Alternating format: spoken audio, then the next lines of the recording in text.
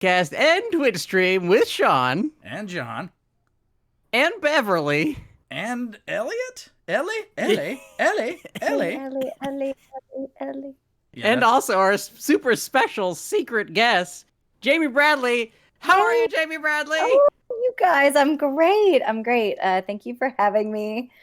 We are so excited to have you on this wonderful show. I have to say, we're going to talk about Dead Ringers. So before, usually we get right into it and I say, tell me about the plot. But I do have, I'm springing on this and I want to apologize for this. But okay, this was the first time you ever watched this movie, correct? Yeah, it was.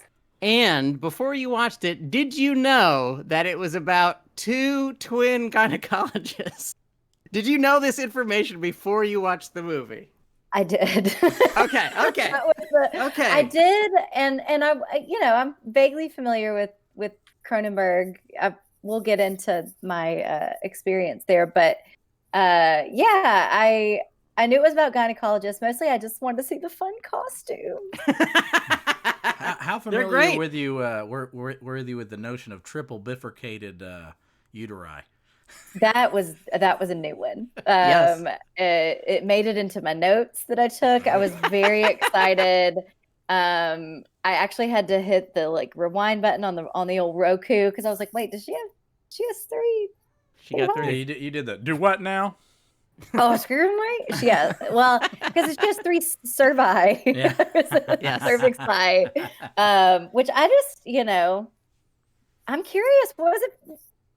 Well, one of the craziest things, we did watch Dead Ringers, the David Cronenberg classic.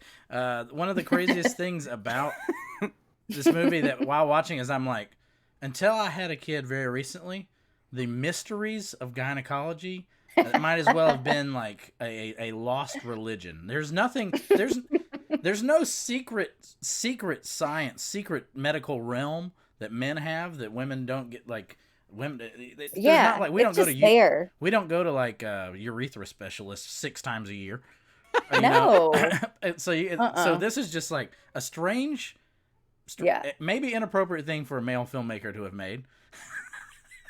I want to ask your thoughts on that, because I was like, man, this is a journey, and very deliberate, because I was like, oh, maybe it's because it's, well, I'll tell you the plot in a second, but it's loosely based on a true story. And I was like, what parts of this are true? How deep did we really need to go into the gynecology portion? I'm not so sure about them. I think they were identical twins, and I know for sure that their girlfriend did eat the metastasized Siamese twin link in between them. I know for sure that happened. You're a liar. You fucking liar. It looked good. It kind of was like one of those like ASMR slime videos or something. I was like, ooh. Hump. Mukbang or whatever they call it. Jamie, that's as good a time as any. Let's render a summary judgment. Tell us what happened in this here David Cronenberg film, Dead Ringers. Okay, guys. I took notes, so I'm going to kind of just go through them. So you got sexy, identical twin gynecologists. They trick a woman. She has noticeable wrinkles and a mutated vagina. Wow, sexist. She has a very strong jawline. She's I loved it. I was empowered by her wrinkles. Oh, okay, good. And they were doing some freaky fun sex stuff with her. But then she catches on. She's like, hold on. I think I'm fucking one guy, but I'm fucking two guys that look exactly alike. Mm-hmm. And she finds this out from her friend who's chain smoking and like eating brunch, and she's missing a bottom tooth, which I thought was really cool. Somehow steals the entire movie in 14 seconds. Love that woman so much. Cronenberg loves this character. He has like the same character in Videodrome. There's like the kind of classy old lady who's, I don't know, she just knows shit and is in charge of stuff. She knows shit is in charge of stuff, but I love the like decayed kind of look to her. So loved that lady. So she tells Claire, that's wrinkled showbiz gal, that they like to share everything, kind of thing. Anyway, so she's like disgusted, which I was proud of in the plot, because like I was fully waiting for her to be like, that's all right. And then she was like, no, that's fucked up. You can't both trick me and have sex with me at the same time and tie me up and do weird stuff with me. The sexy naughty twin Elliot though is like, I'm Scar, not so fast, because he's Jeremy Irons. So then he moves on quickly and he's like, hey, I want to cheer you up. We're gonna fuck this girl that looks like Bryce Dallas Howard, and we all do drugs. And then Beverly, the shy twin, runs into Claire at like a Mormon church or a library or something, and they the Toronto make Tabernacle. The Mormon Tabernacle Choir in Toronto. It was a tour. They start dating again immediately. She's like, it's all is forgiven. Forget about it. He immediately gets addicted to drugs, which I love. Yes. It's like within an hour, he's addicted to drugs. She's like, have you ever tried doing drugs? And he's like, well, I don't know, and then he's addicted to drugs. I love it. She's like, okay, bye. I'm going to go down for 10 weeks. Sorry, you got addicted to drugs. She's like filming Degrassi. I don't know. They don't really like tell you what it is. He then, this is my memory of it. So I watched it 2 days ago. So this is all from memory. He then like just runs into an art gallery one day and is like, hey, I drew these crazy forceps. Yes. They kind of look like, I don't know, something from Alien. He's like, have you ever seen this David Cronenberg movie that he hasn't made yet called Existenz? Right, exactly. I need for all the guns in Existenz to be specula. To go inside of a lady's pussy. Yeah. Yes. I want to see how deep I can go with these guns. Right. So he just walks into an art gallery and is like, I'm clearly crazy and on drugs, and I drew some weird vaginal implements. And this guy's like, all right, deal. Yeah. I'll make this immediately. Yes. A secret special appearance by Stephen Lack from Scanners. Yeah, great. It was awesome. Great. Didn't see it. Oh, it's great. You should watch it. That he did that. And then dude smelts him up some vaginal implements, some wraiths. I don't know. They look insane. And then he goes into a wonderful classic surgical scene. And I say classic even though I just saw it. But the reason I wanted to watch this movie is because Denise Cronenberg recently passed away. She was the costume designer. The costumes looked amazing. That's what drew me in. And all the set deck. And so they're in this beautiful kind of surreal red, very churchy looking, I don't know, surgery area, like surgery place. Operatic surgical theater. Yes, exactly. Oh, there you go. Operating room. Yeah. There are no surgery place. He tries to stick this thing in the lady. All the other doctors are like, whoa, that's not cool. We don't like it. And then he takes her anesthesia off, puts it on himself. He dives across her prostrate vagine. Takes her incredible. I need it down. I need to slow down. Good. I don't want to give away too much, but that is one of the greatest scenes in cinematic history. It's so good because it's just so unnecessary to show that he's fallen. It's like they could have been a little bit more subtle, but I loved it. No. And then, that clearly did not go over well. And so Elliot kind of gets back involved. Other brother tries to kind of cover for him and is like, hey, we're going to all lose our medical licenses if you don't stop trying to put weird stuff you made at an art gallery into ladies that we know that are paying us. And so then I don't know how much more. Can I just tell the whole plot, right? Yes. Spoiler alert. Spoiler alert. So fast forward, it doesn't go over well. He tries to pretend that he's Beverly and get them out of it and be like, oh, that's just the thing I do. And the board of medical review is like, no, that's not cool. No. They both then immediately get addicted to drugs within an hour. And I love the way that they signify that they're really both on drugs is that they're just eating. There's a lot of Del Monte cans of of fruit. David Cronenberg and Sean Parrott have the same understanding of drugs and junkiism, and this is exactly what they think you get addicted to drugs instantly, and that you just become a fat slob. The end. you try to immediately kill people and you eat a lot of fruit cups. And that's just how it's going to be. They also light an inordinate amount of candles in the daylight, and it's great. It's unnecessary. And it ends tragically. I don't know how much we want to get into it. Lay it all out. But, I'm sure there's some deep symbolism in all of this. Something about twins and them being connected. And there's a lot of like genuinely interesting plot points that I just completely rolled over. But it's great because it ends with Beverly just taking the vaginal implement, and instead of hurting a lady, I will say bravo to this movie. No women ever, like the one lady was a little uncomfortable one time, but no women were actually like raped or like hurt or cut open, which I was so pleased by. I was nervous the entire time. And instead, Jeremy Irons, sexy naughty bro, gets disemboweled. And that's basically it. That's the movie. That's pretty much it. And then I didn't catch this, but I did read the Wikipedia. I guess the other brother also dies. Yes. Yeah, he somehow dies of withdrawal. It's all about, of a broken heart. It's all about the connective tissue between the psyche and the outside. It's it's like an extremely Freudian, ridiculous flick. But really, to me, like trying to make sense of what's going on here. Don't apply that to any Cronenberg films. Don't do that. Also, don't get me wrong. Like I absolutely loved every minute of it. Like I loved everything that was happening.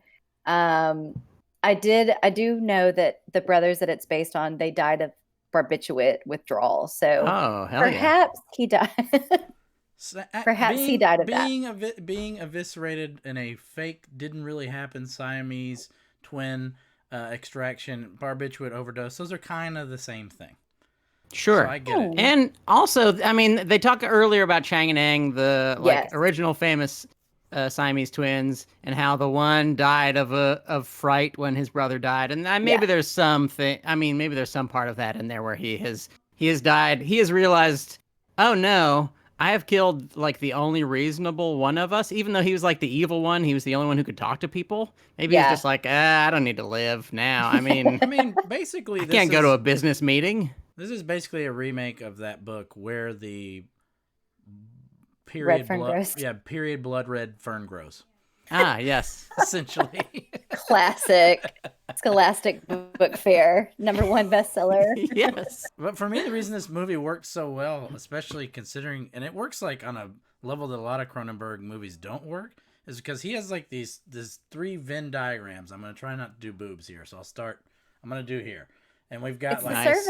Oh yeah, I guess I'm getting explicit any way I do it. We've got like medicine, science, art.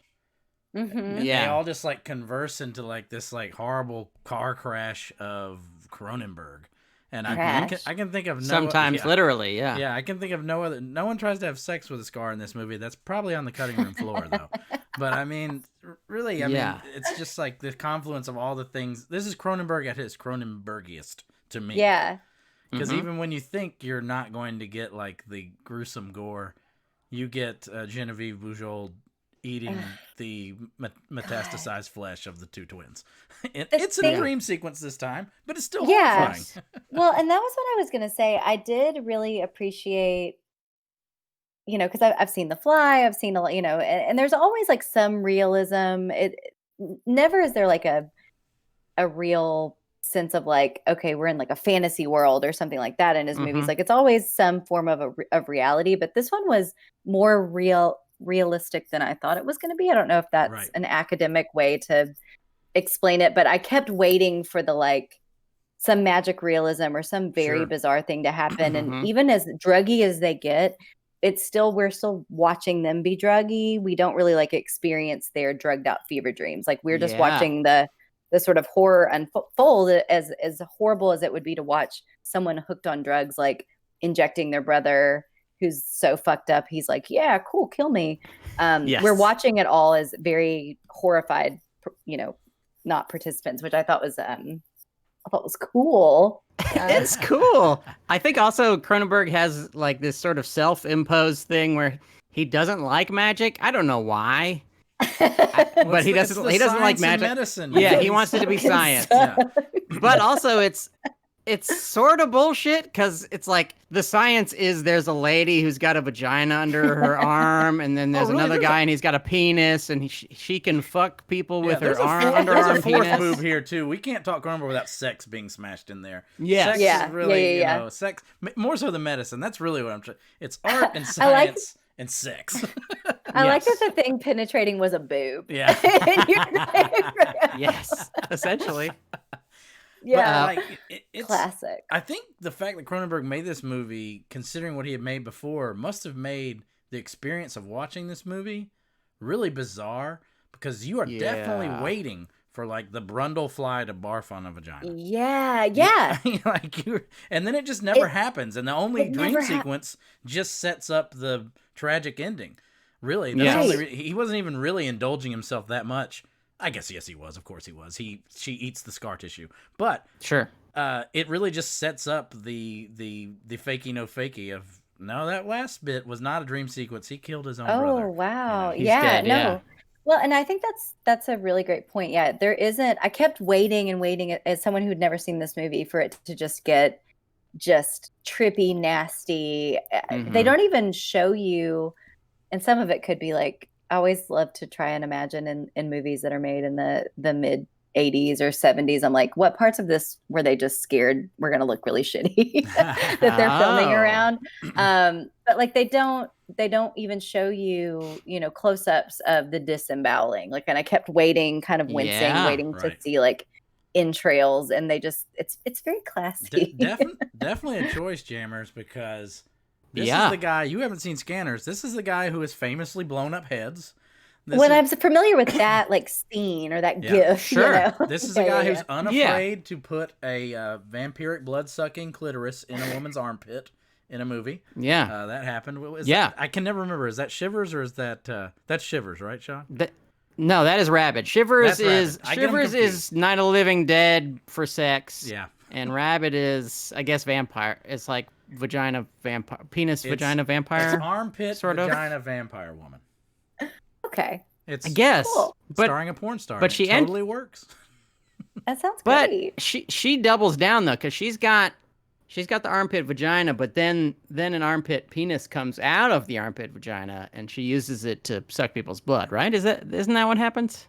Let's make sure we're not confusing it with Videodrome, where James Woods reaches into a vagina-like fissure in his chest and pulls out a penis gun. Yes, he does do that. So what we're saying is, John? Dead Ringers, oh, yes. you think you're going to get Cronenberg, and then you don't really get Cronenberg. And you don't. Which is kind of the most Cronenberg shit ever. Well, and even that sex scene. So there's a sex scene very early on before you. And that's really why you chose this movie. It is. Well, I chose it because I love Jeremy Irons. I'd never seen it. I, again, was already going to watch it. Then you asked me to be on this podcast. And I was like, well, how about this one? Do it.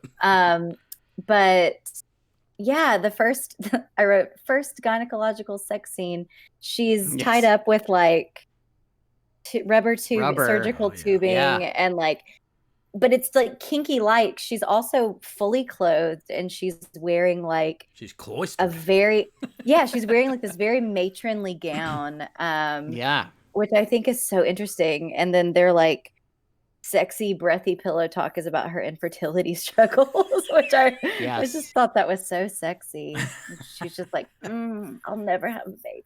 Now, I'll say it. I think this movie is strangely, extremely sexy, despite being really creepy and like Hieronymus Boschi.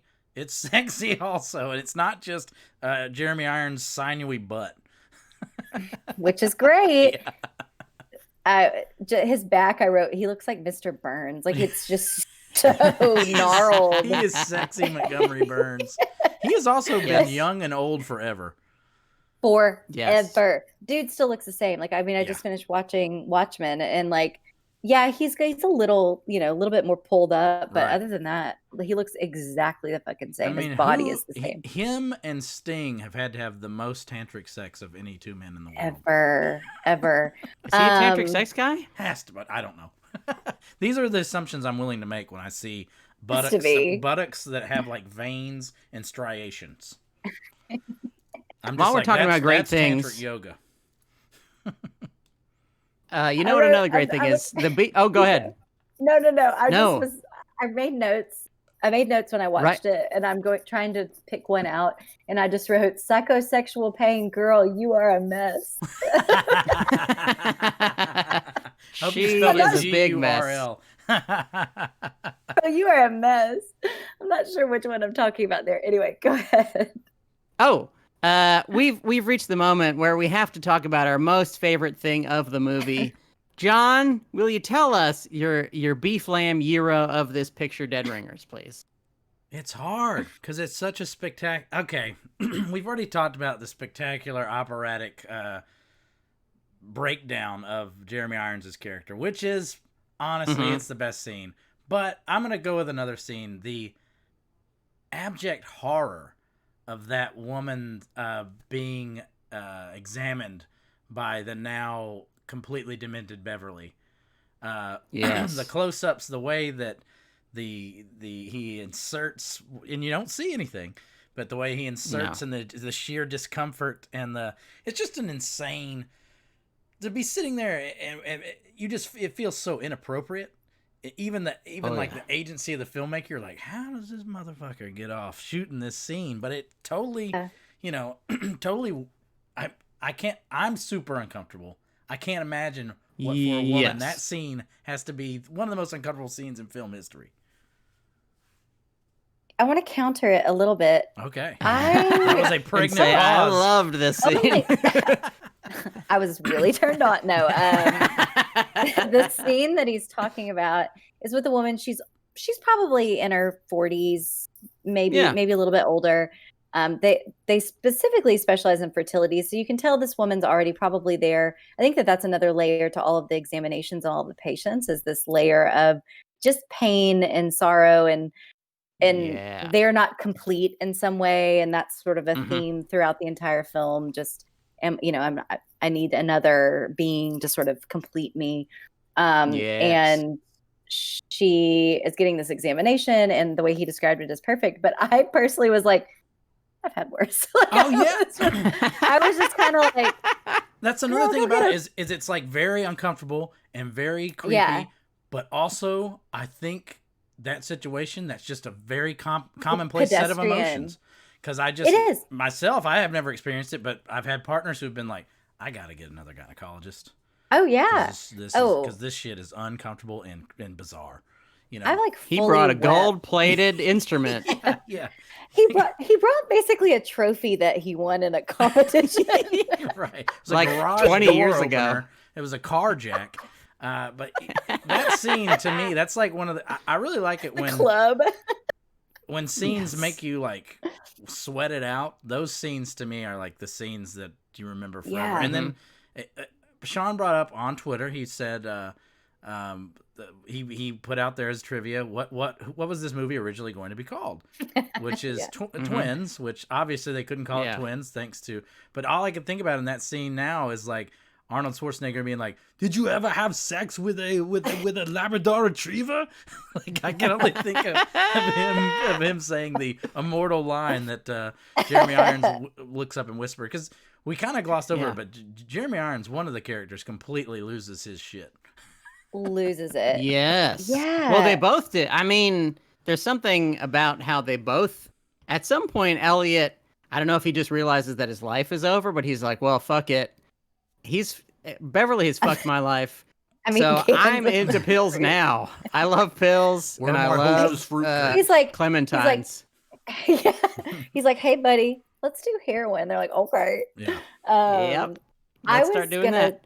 I was gonna say, I too thought that scene was. I wouldn't say it was my favorite, but this is the world I live in. But I did love the scene where they're both broken. They've lost their licenses. Basically, it's essentially when Elliot, the more with it naughty bro, decides like, to Sean's point, like, fuck it. I can't conquer this by being in control, so I've just got to conquer it by becoming one with him. Well, and by being one with him, I'm going to, I guess I'll just do a bunch of drugs. Well, to quote one of the key lines of the film, but I'm going to use Arnold Schwarzenegger's voice again. You have not experienced anything until I also experience it. Yes. Such kind of the theme that they just steal each other's lives over and over again and feel inextricably linked. Yeah. When he said that, he was talking about getting sexual assault. Sex. Yeah, he was talking about secret rapes, which is cool. There's nothing like watching an old movie to remember that it used to be okay to get DUIs, slip girls Mickeys, smoke on airplanes, and commit secret rapes with your twin brother. Yes.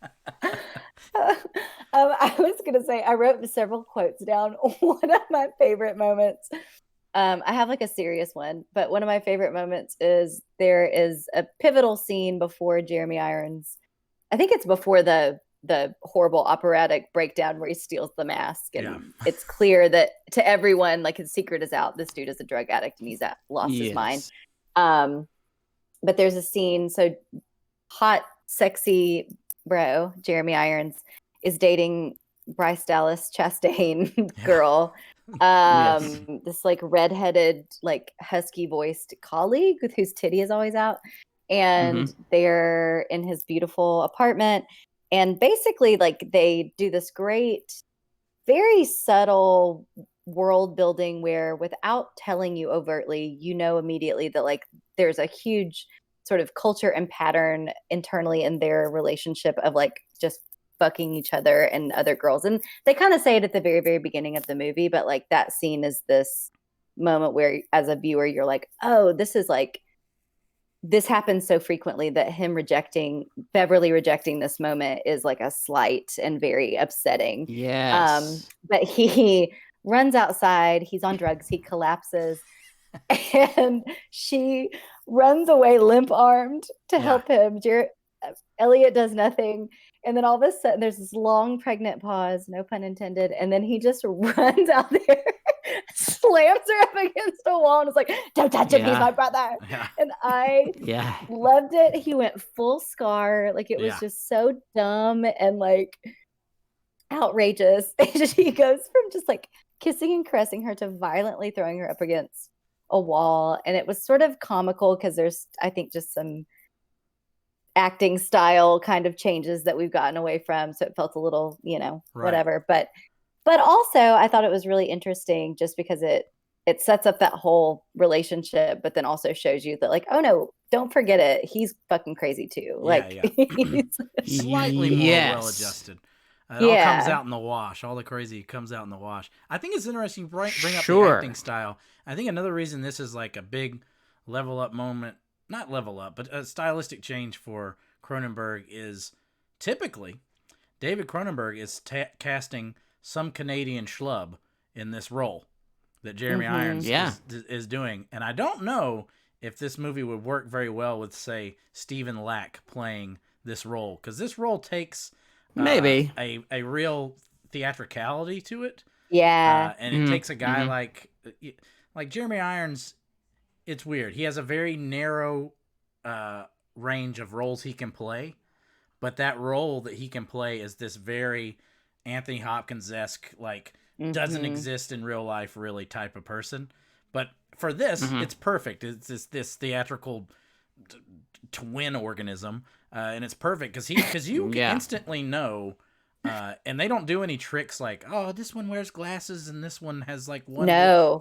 But you instantly know in most scenes when they want you to know which twin it is, because of very small choices. He doesn't use different voices or anything like that. And then when they don't want you to know, it's very purposeful as well. It takes quite a like kind of a awe-inspiring performance to do so. And it's neat that Cronenberg was like, well, I can't go to my, New Brunswick community actors theater troupe to get the actor here. When he has to, he goes and gets his Michael Ironside. He goes and gets his Jeremy Irons, which somehow this leads us to Viggo Mortensen, God help us. I was going to say, all the Cronenberg, I've seen all the haughty ones. Yeah. So, if you got a hater. Yes, doing his wife for the cheerleading outfit. I'm there. Yeah. John doesn't like the Vigo ones. I'm revisiting now as an older fella, and I think that they're just huge departures from Cronenberg of old. Yes. So there's a bit of a shock to your system, especially when like you kind of fall in love with a filmmaker and you kind of go in for your dose, you know, and then suddenly it's like, no, this is just another movie. But I've gotten older, I've watched them again, kind of at Sean's behest, and you see like that old Cronenberg flair still there. He's just hidden it deeper. And he's got to get his movies made, you know. This is a guy who doesn't get movies made very easily anymore, so I kind of get it. Poor Crony. Sean, you haven't told us your favorite. I'm ready. Please. I got two main ones. I got other stuff I can talk about, but main one, two-child Beverly and Elliot. They're walking through the neighborhood. They're talking about sex. They're like, I don't know, they're like 11 and they're already thinking about sex. And they go next door. They see the little girl just sitting on her front stoop, and they're like, "Hey, let's make this happen, bro." Are you thinking? So they head on over. Yes, essentially, yes. Yeah. You wanna touch the tips? And so they walk up to the front and they say, "Hey, do you want to have sex with us? It's an experiment, okay? We don't even want to have sex, but we want to have an experiment." And she says, "Are you kidding me? Fuck off, you freaks!" And she goes in and tells her dad. Oh, it's really good. I love her. I love the little kid.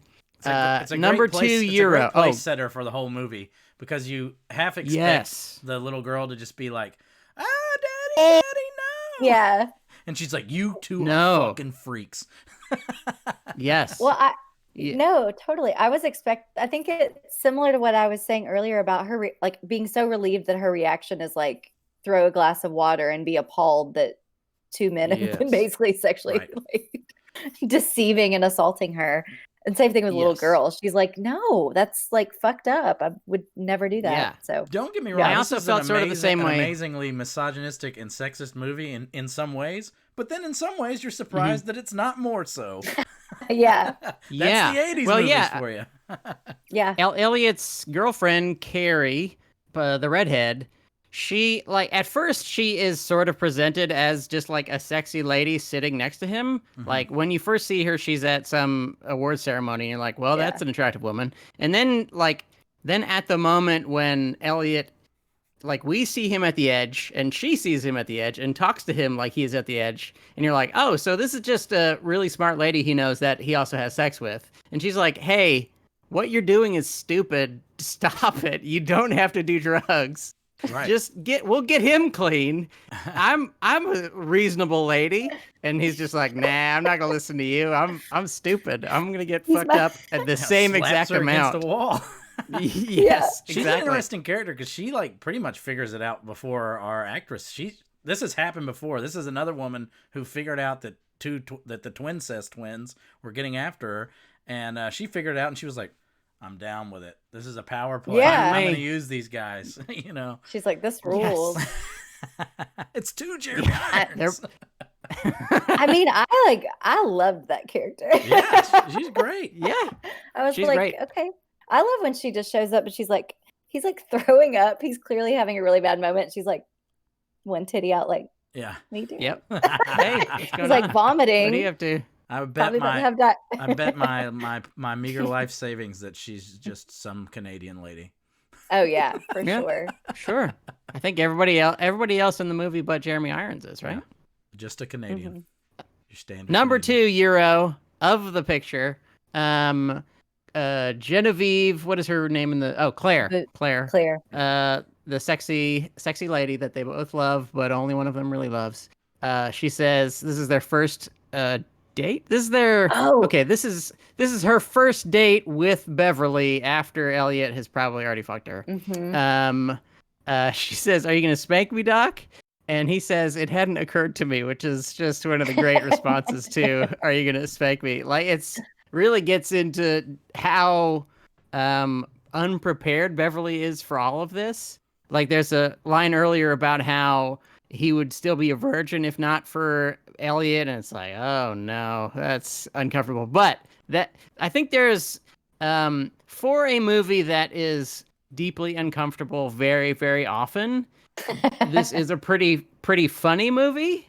I think even in one of the most uncomfortable scenes, like even in the scene where he is trying to put the gold-plated thing inside of her, it's kind of funny. I think like it's there's something. I think it's a hilarious movie. I do too. Yeah. But a lot of the lines did need Jeremy Irons though. A lot of the quips. Yes. There's even one where she's like, that's the most humiliating thing that's ever been done to me, and he's like, I doubt that. I don't know.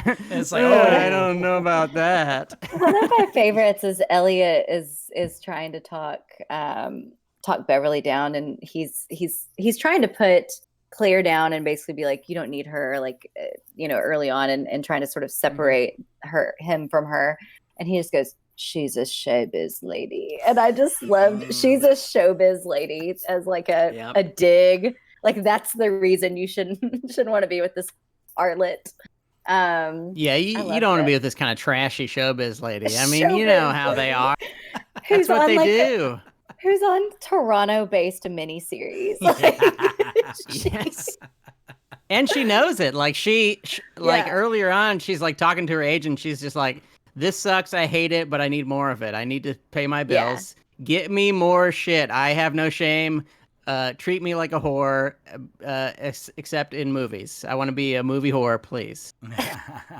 Well, and I was going to say too, like earlier, please don't think I was talking shit about her. Like I genuinely love watching movies from that era because women still have like facial expressions and still have like wrinkles, and she had crow's feet. And I love too the just choice of her being, I don't know, they picked an actress in her 40s to play an actress who's supposed to be not an ingenue. Yeah, exactly.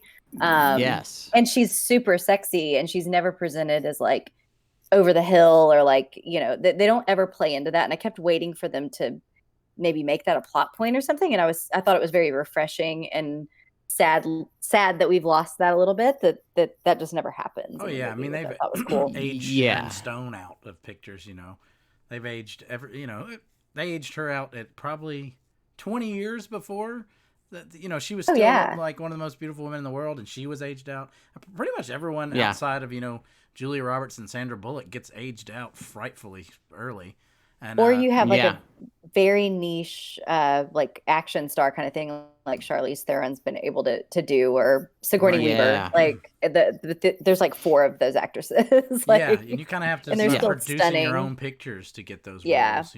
Making a movie like that is more than just being cast. That's it's really sad, and because Genevieve Bujold was an ingenue, she was making films in the 60s. Oh yeah, it was stunning. Yeah.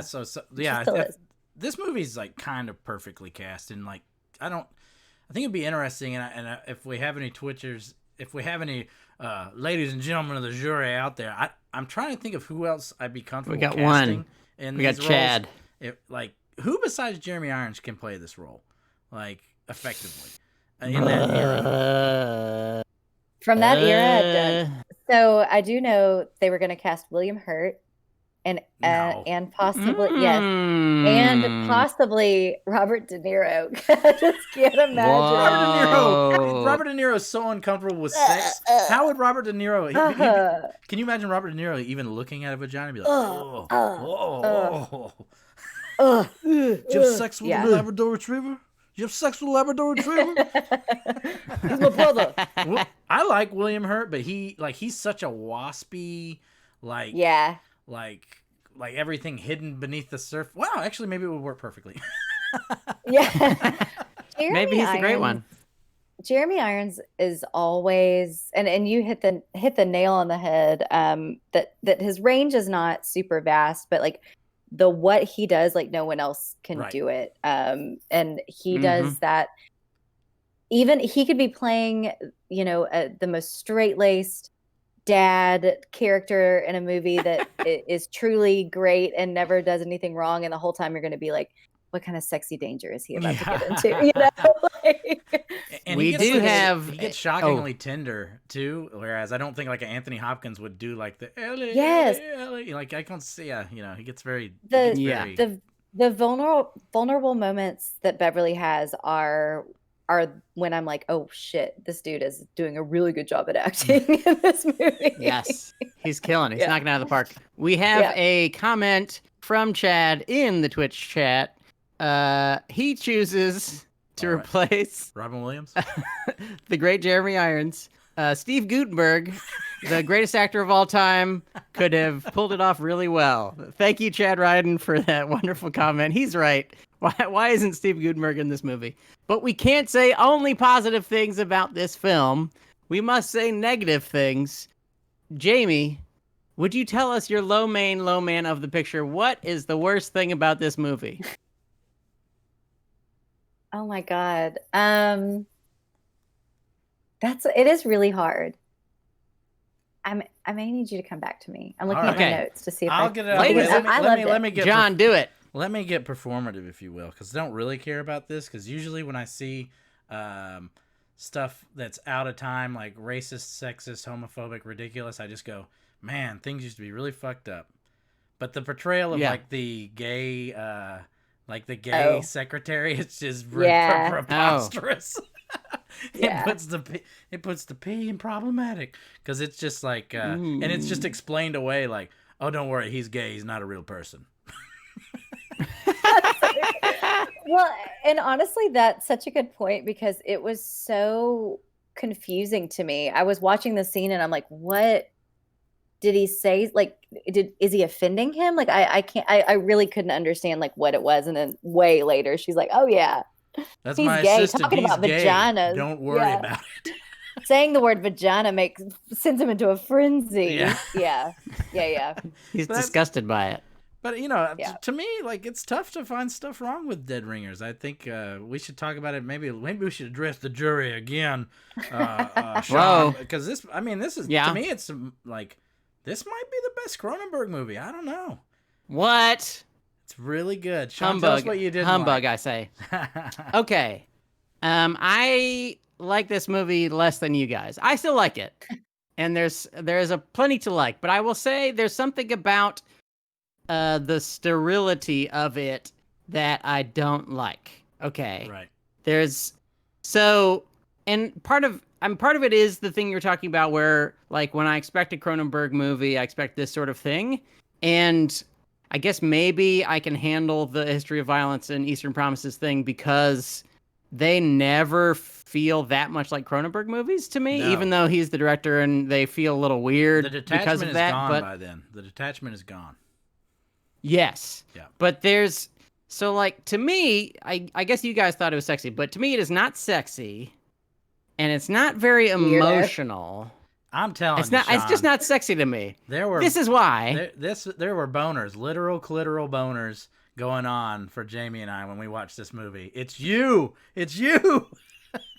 Well, I'm only telling you my own personal opinion. No, you probably shouldn't be turned on by this movie. I think plenty of things are sexy. I just don't think this movie particularly is sexy for me. What about twincestual sexual offender gynecologist is not sexy to you? Yeah. Well, I mean, we talked about it a little bit earlier, but the rubber thing is fine, if you want to tie somebody up with rubber. But it's weird. The gown itself that she's wearing reminded me of like what you would put a baby in for communion, like for first communion, and you would like put a little water on her head. That's sort of what it reminded me. It was like a very chaste, like a child's dress that she was wearing, and it just was weird to me. Denise Cronenberg, everybody. So yeah. Yeah, exactly. Yes. No, I think she's great. I mean, I think she did a great job in many ways. But I think for me, like something like The Fly is the pinnacle of his movies for me because, okay, it gets gross in the way that Cronenberg movies get gross, which I love. But also, he manages to pull off this thing where you see this weird, gooey monstrosity, and then it grabs the shotgun and it pulls it towards his head, and you cry because you are feeling sorry for this goo. Like you're looking at something that is clearly just a weird rubber thing that they made, but it like moves me, and I just like it. I guess maybe I'm in a movie for something like that. Like there's some sort of emotional attachment, and there's a lot of detachment in this for me. So you're not moved by Hellenistic portrayals of two Jeremy Irons dying in each other's arms?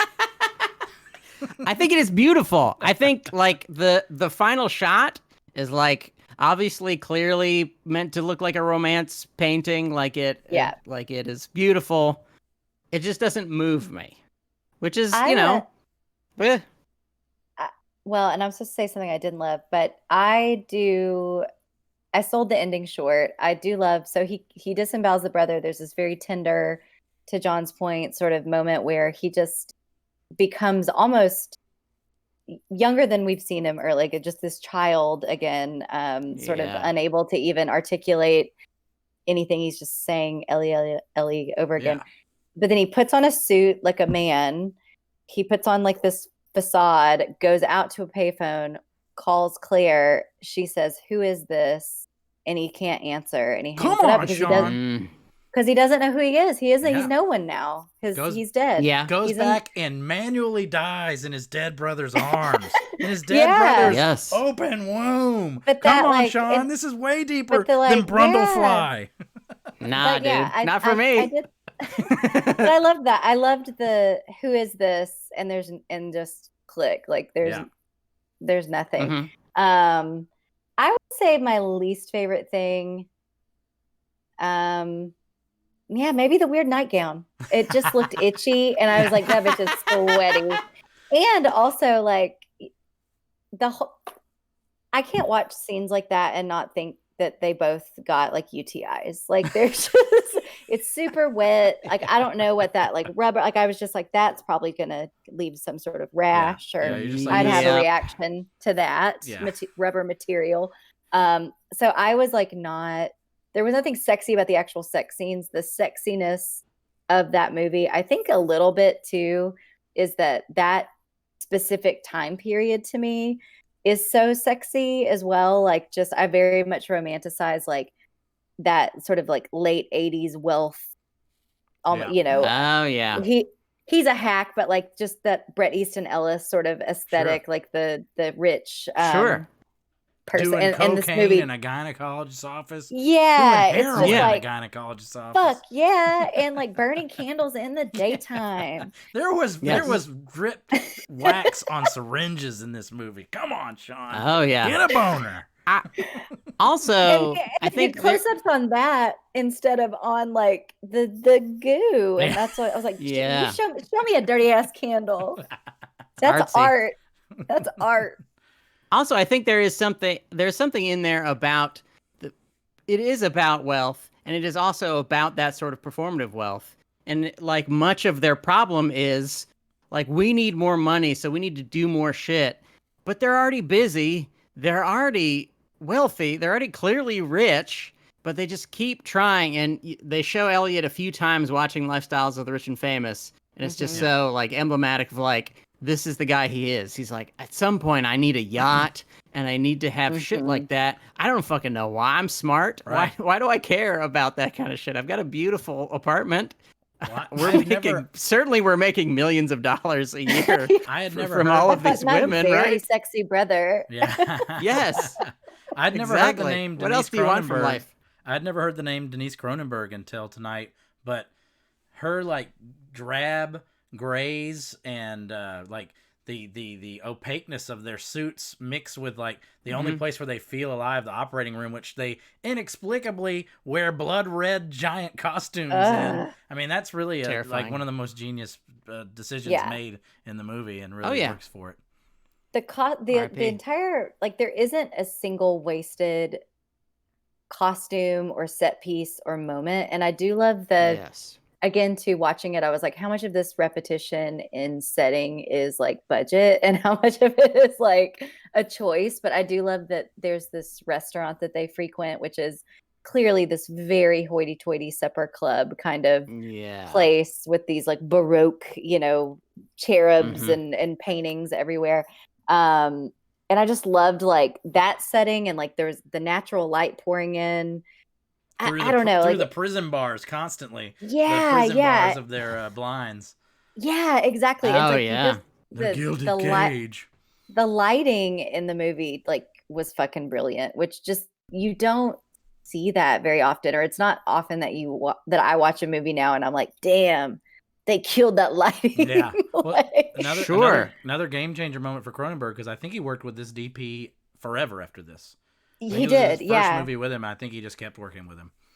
Man, and I was reading about that this morning. The guy who he'd worked with before was like his bud. Like he'd worked with him on everything, and he just couldn't do this movie. Right.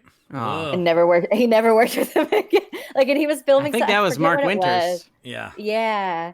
I can't remember what he was. He got Wally pipped because it was definitely. I love the other Cronenberg movies, but this movie, it's like holy shit, this movie looks amazing. And the rest of the Cronenberg catalog all look really incredible. I just thematically he again, maybe this was his zenith for me, and he just never kind of. Is this before or after Videodrome, Sean? Do you know? After. This is after. Okay. Well, if we're ranking them, I don't know if anything can usurp Videodrome, which is one of the most bizarre fucking things ever put to film, and it's I just really love fucking it. Weird. But to me, after this, I mean, what else do you have to say when you make a movie this fucking bizarre, and you don't do any of your old tricks really, except for one dream sequence? You just make a movie that is so horrific and creepy without blowing up or barfing on anything. Yes. Can I ask you guys a question? Absolutely. Do you mind? Okay. I do. I have a theory. You mind? Oh, well, I won't ask it if you can't handle it. I'm gonna. Go ahead. Okay, yeah, you can leave. I'll just talk to John. John. No, you have to stay. John. Yes. Tell me and tell Jamie about this important thing that I have a theory about. Do you think David Cronenberg casts people who look like him because he wishes he could be in all of his own movies? I think most of his leading men look like David Cronenberg, especially with the glasses. What? That's my theory, is that Cronenberg casts men who look like him. I mean, Martin Scorsese famously once said that David Cronenberg looks like an LA gynecologist. Yeah. He does. And Cronenberg does act. So and he's really attractive to me. Is he hot? He's hot. He looks like a cross between Jeff Goldblum and Jeremy Irons. I need to say this. Yeah, I guess that's true. I should have said this at the top of the hour. I would have sex with anyone on TV or in a movie. Just anyone. Anybody? You got to be pretty good looking to be committed to celluloid. So yeah. Okay. No, but he's cute. All right, hold on. Let's test this theory. Would you have sex with the Jeremy Irons Siamese twin monster from the dream sequence? Yes. You would eat the metastasized goo between their. It looked like fruit leather, and I strawberry or raspberry. Yeah. And with that, I don't think we can get any more Cronenbergian than that. Jamie, tell the people at home where they can find you online and what you've been up to these days. Oh, Jesus. Well, I've just mostly been watching the world burn at my house and drinking. Woo! Eventually, I'll be back on my podcast, which is called Hot Minute, where I just talk about how hot people are, basically, with my friend Ashley. That's hottminute.com. We're on Spotify and all places that you can listen to podcasts, and fuck yeah, there's plenty of episodes. We'll come back eventually. Hey, the world's not going to stop turning. The Hot Minute can't quit burning. Sean, where can they find us? It won't quit. Oh, you can find us in so many places. You can find us at Food Courtcast on Twitter, Food Court Movie Podcast on Instagram. We're on Facebook, I guess, and we're on all of your favorite podcast apps. If you haven't watched us on Twitch, if you're not watching us right now but listening to us later, twitch.com. Wait, no, twitch.tv. Fuck, don't listen to me. Twitch.tv/Food Court Movie Podcast. That's where you can watch us. Google it, you nerd. You'll find it. Yeah, just if you just Google know Food how to Court get on this. and Twitch. And also, what we need more than anything is a wonderful 5-star review on whatever your favorite podcast app is. Just head over there. Just say, man, I'm so glad that you had Jamie on the show. I'm tired of all those other people. I hate them so much. They are ugly and disgusting to me, and I hate their ideas. Would never be in movies. Thank you TV. for having. No. God. Wow. Oh man, I'm afraid to ask the chat if any of us belong in movies or TV. I'm not going to ask him. It's too depressing. Please too don't depressing. Do that. Please don't too do that. depressing. John. Yes, Sean. May I say, for you and for Jamie, bon appetit. Bon appetit.